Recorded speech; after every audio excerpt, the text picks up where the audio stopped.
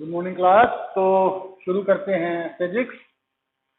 और हमारा आज का जो टॉपिक है वो है डाइलेक्ट्रिक।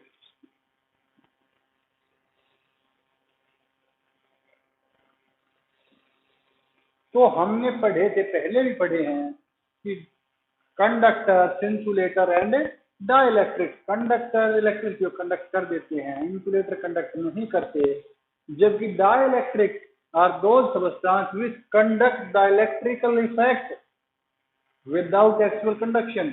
ये हमने पहले पढ़ा हुआ है। तो डाइलेक्ट्रिक दो तरह के हो सकते हैं, पोलर, नॉन पोलर। तो पोलर डाइलेक्ट्रिक और नॉन पोलर डाइलेक्ट्रिक क्या होते हैं?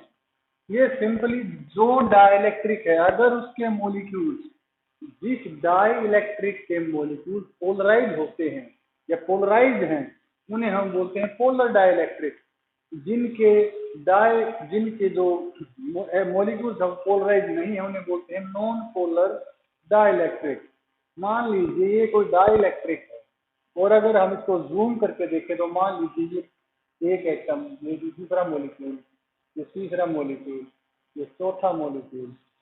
तो देखिए हर एक मॉलिक्यूल में पॉजिटिव और नेगेटिव चार्ज का सेंटर एक जगह है। तो ये क्या है? तो ये है नॉन पोलर। क्या है ये? Non polar. जब ये पोलर कैसा होगा? पोलर होगा ऐसा।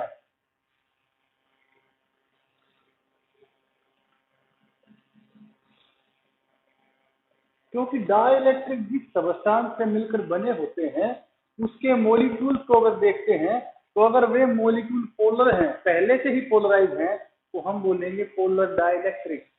अगर वो पोलराइज नहीं है तो हम बोलेंगे उसको नॉन पोलर डाइलेक्ट्रिक। लेकिन एक बात ध्यान रखने योग्य है कि अगर मान लीजिए ये कोई नॉन पोलर डाइलेक्ट्रिक है और मैं इसके दोनों तरफ स्ट्रॉन्ग फील्ड अप्लाई कर दूं, मान लीजिए मैं स्ट्रॉन्ग इलेक्ट्रिक फील्ड अप्लाई कर देता हूं इसके चारों ओर, तो होगा क्या? तो ये जो मॉलिक्यूल हैं, जिस तरह ये मॉलिक्यूल अब इनका पॉजिटिव चार्ज सेंटर और नेगेटिव चार्ज सेंटर एक जगह पर है, तो ये सेंटर एक जगह पर न होकर इस तरह होने लगेगा। हर एक मॉलिक्यूल क्या करेगा? अपने आप को रीअलाइन करेगा। और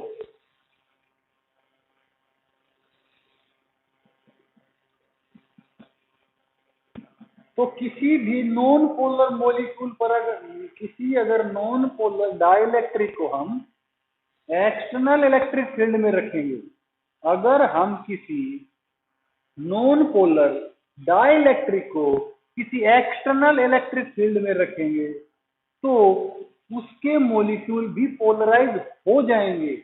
तो उसके मॉलिक्यूल भी पोलराइज हो जाएंगे। लेकिन अगर हम इलेक्ट्रिक फील्ड की स्ट्रेंथ को अगर ज्यादा बढ़ा देंगे, तो एक टाइम आएगा कि मॉलिक्यूल पोलराइज होते होते इतने पोलराइज हो जाएंगे कि पॉजिटिव चार्ज एक तरफ चला जाएगा और नेगेटिव चार्ज एक तरफ, यानी कि जो मॉलिक्यूल्स है वो आयनाइज हो जाएंगे। यानी एटम या मॉलिक्यूल जो भी है वो क्या करेंगे? वो आयंस में बदल जाएंगे। तो let us start from beginning. There are two types of dielectric, polar dielectric and non-polar dielectric. But if we apply electric field to a non-polar dielectric, then external electric field will polarize the non-polar dielectric. But there is a certain limit of applied external field up to which the non-polar dielectric can bear the external field without breaking itself or without damaging itself. तो हम कह सकते हैं कि हर एक dielectric के लिए external electric field की एक लिमिट होती है। अगर उससे ज्यादा पोलराइज करेंगे तो मॉलिक्यूल इतना ज्यादा पोलराइज हो जाएगा, इतनी फोर्स अप्लाई होगी कि वो ब्रेक डाउन हो जाएगा और वो पोलर नहीं रहेगा। वो किस में कन्वर्ट हो जाएगा? वो आयंस में कन्वर्ट हो जाएगा। तो ये तो था पोलर और नॉन पोलर डाइलेक्ट्रिक। तो पोलराइजेशन क्या होता है? Let us start with polarisation.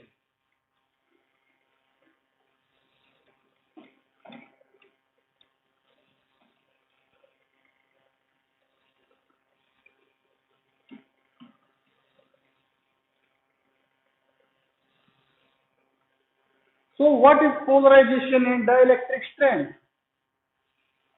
And dielectric, सबसे पहले हम बात करते हैं डाइलेक्ट्रिक कांस्टेंट की, जो हमने पहले पढ़ा है।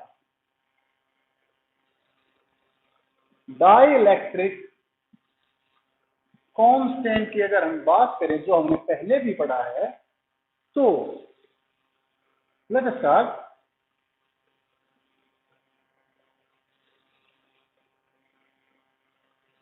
ई नॉट बाई, हमने पहले पढ़ा है E naught by E M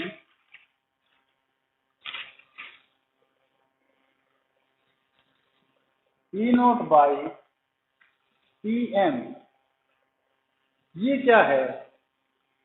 ये है electric field intensity of free space, और ये है electric field intensity of the medium. तो ये होता था कि ये हमने पहले पढ़ा था बिल्कुल शुरुआत में, डाइलेक्ट्रिक कांस्टेंट। तो इसका भी हम यूज करेंगे, या हम इसको सिंपली लिख देते हैं ई। क्या लिख देते हैं? ई। तो ये तो था हमारा पहले का। अब हम जो बात कर रहे हैं वो है पोलराइजेशन। तो पोलराइजेशन क्या होता है? तो पोलराइजेशन क्या होता है? Process of making a non polar molecule polar by applying external electric field. तो पोलराइजेशन होता क्या है? पोलराइजेशन बेसिकली किसी डाइलेक्ट्रिक के, वो डाइलेक्ट्रिक जो कि नॉन पोलर है, उसको हम एक्सटर्नल इलेक्ट्रिक फील्ड में ले जाएंगे और उसके नॉन पोलर मॉलिक्यूल्स को पोलराइज करके पोलर बना देंगे। तो what is polarization? Making non polar molecule polar by applying external electric field is called polarization. तो किसी नॉन पोलर डाइलेक्ट्रिक को एक्सटर्नल इलेक्ट्रिक फील्ड अप्लाई करके उसको पोलराइज करना, उसको नॉन पोलर से पोलर बनाना, क्या कहलाता है? पोलराइजेशन। पोलराइज, मान लीजिए ये कोई डाइलेक्ट्रिक है, let us suppose this is any dielectric, और ये नॉन पोलर है। तो मैं क्या करूंगा? मान लीजिए ये पहली प्लेट है, ये दूसरी प्लेट है, यहाँ पॉजिटिव चार्ज है, यहाँ नेगेटिव चार्ज है। तो जैसे ही हम इसको इसके अंदर रखेंगे तो इलेक्ट्रिक फील्ड होगा पॉजिटिव नेगेटिव। तो ये पहले नॉन पोलर था, अब क्या होगा? इसमें जो पॉजिटिव चार्ज है वो तो नेगेटिव तरफ अट्रैक्ट होगा, और इसके अंदर जो नेगेटिव चार्ज है वो पॉजिटिव तरफ अट्रैक्ट होगा। मान लीजिए ये कोई इसके अंदर मॉलिक्यूल था, और अगर यहाँ पर पॉजिटिव चार्ज है और यहाँ नेगेटिव चार्ज है, तो इलेक्ट्रिक फील्ड होगा ये। तो क्या होगा? जैसे इलेक्ट्रिक फील्ड डिजायर वैल्यू पर जाएगा तो क्या होगा? ये जो मॉलिक्यूल है, हम सिर्फ ये एक मॉलिक्यूल को कंसीडर कर रहे हैं, हम किसी डाइलेक्ट्रिक के सिर्फ एक मॉलिक्यूल को कंसीडर कर रहे हैं समझने के लिए। तो जैसे इलेक्ट्रिक फील्ड अप्लाई होगा तो ये मॉलिक्यूल अगली स्टेज में क्या करेगा कि नेगेटिव चार्ज इस तरफ आएगा और पॉजिटिव इस तरफ। तो पहले देखिए, पहले नेगेटिव और पॉजिटिव चार्ज का सेंटर एक जगह पर था, अब देखिए नेगेटिव चार्ज एक तरफ है, पॉजिटिव चार्ज एक तरफ है। तो पहले ये नॉन पोलर था, अब ये पोलर हो गया। तो पोलर हुआ कैसे? ये पोलर हुआ है, हमने इस पर एक्स्ट्रा इलेक्ट्रिक फील्ड अप्लाई किया, तो ये क्या हो गया? नॉन पोलर से पोलर। तो what is polarization? The process of making a non polar dielectric polar just by applying external electric field.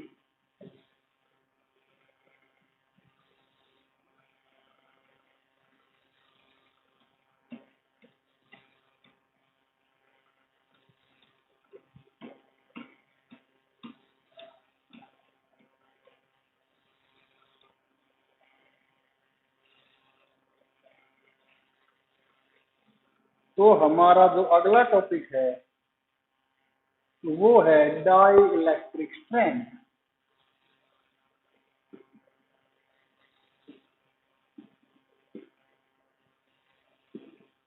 तो डाई इलेक्ट्रिक स्ट्रेंथ क्या होती है? तो जो क्वेश्चन है उसी में आंसर है। डाई इलेक्ट्रिक स्ट्रेंथ यानी किसी डाई इलेक्ट्रिक सबस्टांस की स्ट्रेंथ।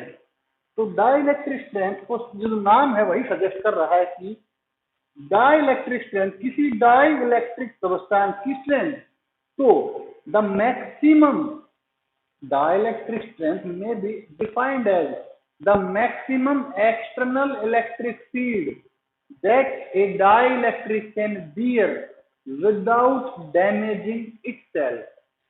तो वो ज्यादा से ज्यादा एक्सटर्नल इलेक्ट्रिक फील्ड जो एक डाइलेक्ट्रिक सहन कर सकता है अपने आप को डैमेज किए बिना। क्योंकि हमने बताया था कि अगर इलेक्ट्रिक फील्ड एक लिमिट से ज्यादा होगा तो पहले तो मॉलिक्यूल नॉन पोलर से पोलर होगा, और अगर इलेक्ट्रिक फील्ड बढ़ता ही गया तो अंत में वो मॉलिक्यूल दो आयंस में टूट जाएगा, एक पॉजिटिव आयन और एक नेगेटिव आयन। तो उस ब्रेकिंग से पहले, यानी कि कोई डाइलेक्ट्रिक मॉलिक्यूल पोलर होकर टूटने से पहले मैक्सिमम कितना इलेक्ट्रिक फील्ड सहन कर सकता है, वो होती है उसकी डाइलेक्ट्रिक स्ट्रेंथ। तो अब हमारे पास है पोलराइजेशन ऑफ ए डाइलेक्ट्रिक।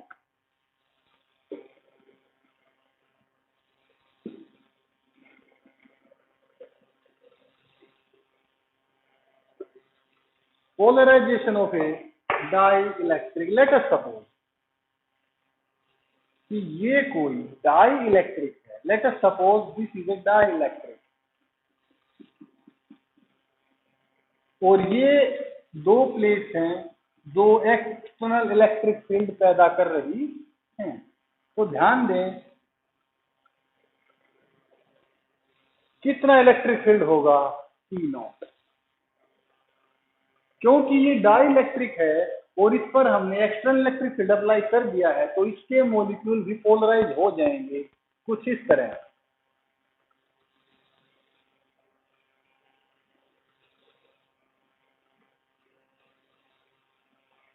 तो इसके मॉलिक्यूल भी पोलराइज हो जाएंगे कुछ इस तरह से। तो मान लीजिए इसकी मोटाई, इसकी थिकनेस T है और ये दूरी D है। तो हमने एक्सटर्नल इलेक्ट्रिक फील्ड जो अप्लाई किया है उसको हम मान लेते हैं E0। लेट अस सपोज,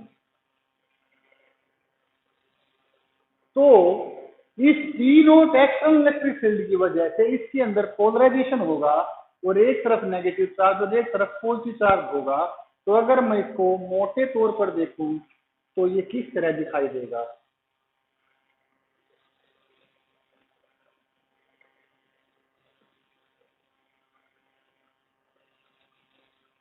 तो इसके अंदर एक इलेक्ट्रिक फील्ड पैदा होगा जिसे हम बोलेंगे electric field intensity due to polarization. क्योंकि पहले ये नॉन पोलर था और पॉजिटिव और नेगेटिव चार्ज सेंटर एक ही जगह पर था, तो इसके अंदर कोई भी इलेक्ट्रिक फील्ड नहीं था। लेकिन जैसे ही ये पोलराइज हुआ, नेगेटिव और पॉजिटिव चार्ज सेंटर अपनी अपनी जगह से डिस्प्लेस हुआ है। तो अब एक तरफ पॉजिटिव चार्ज और एक तरफ नेगेटिव चार्ज है। तो होता क्या है कि इसके अंदर एक इलेक्ट्रिक फील्ड इंड्यूस होता है जिसकी डायरेक्शन होगी just opposite to the applied electric field. तो इसके अंदर जो EP होगा, जो E होगा, देखिए ध्यान दें कि E0 इस तरफ है और इंड्यूस्ड पोलराइजेशन के कारण जो इंड्यूस्ड फील्ड है वो इस तरफ है। तो ये ज्यादा है और ये कम है। तो इसके अंदर जो टोटल इलेक्ट्रिक फील्ड होगा वो होगा E0 माइनस EP, और we can say EP is equal to E0 minus EP। तो ये था polarization, electric field induced inside a dielectric due to polarization, तो आज हमने सिर्फ और सिर्फ डाइलेक्ट्रिक को डिस्कस किया है। Polar dielectric, non polar dielectric, polarization of a dielectric, dielectric strength of a dielectric, और electric field induced inside a dielectric due to applied external field. तो आज के लिए हमारा इतना काफी है, बाकी हम कल डिस्कस करेंगे। Thank you.